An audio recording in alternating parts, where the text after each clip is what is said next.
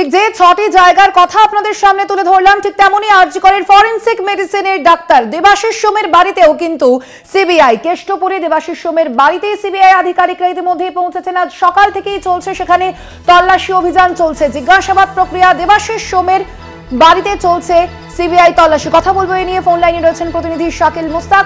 শাকিল, কি জানা যাচ্ছে এখনো পর্যন্ত কি এই তল্লাশি অভিযান চালাচ্ছেন সিবিআই আধিকারিকরা? এখনো পর্যন্ত ঠিক কি তথ্য সামনে আসছে? 5 ঘন্টা অতিক্রান্ত হয়ে গেছে যে আরজি কর মেডিকেল কলেজের যে ফরেনসিক ডিপার্টমেন্টের যে ডক্টর দেবাশিস সোম সন্দীপ ঘনিষ্ঠ কিন্তু একেবারে বলা চলে, তার বাড়িতে কিন্তু ইতিমধ্যেই সিবিআই এর 5জন যে আধিকারিক তারা কিন্তু ইতিমধ্যে জিজ্ঞাসাবাদ প্রক্রিয়া সেটা কিন্তু শুরু করেছে। তার খতিয়ে দেখা হচ্ছে ব্যাংক ডিটেলস। তার বাড়ির বাইরে কিন্তু একাধিক কিন্তু কেন্দ্রীয় বাহিনী সেন্ট্রাল পোস্ট রয়েছে। তার পাড়ার লোকজন কিন্তু তার বাড়ির বাইরে ভিড় জমেছে। কোনো রকম অপ্রীতিকর ঘটনা যেন যাতে ঘটে সেদিকেও কিন্তু লক্ষ্য রাখা হচ্ছে। এর পাশাপাশি জানি যে গত বছর জুলাই মাসে আখতার আলী স্বাস্থ্য ভবনে কিন্তু অভিযোগ দায়ের করেছিলেন এই দুর্নীতি নিয়ে।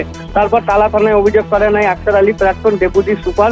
তারপরে এই বিষয়ে রাজ্য সরকারের তরফ থেকে কিন্তু সিটের যে তদন্তে ভার যায়, এরপরেই কিন্তু সিবিআই হাতে তুলে দেয় হাইকোর্টের বিচারপতি।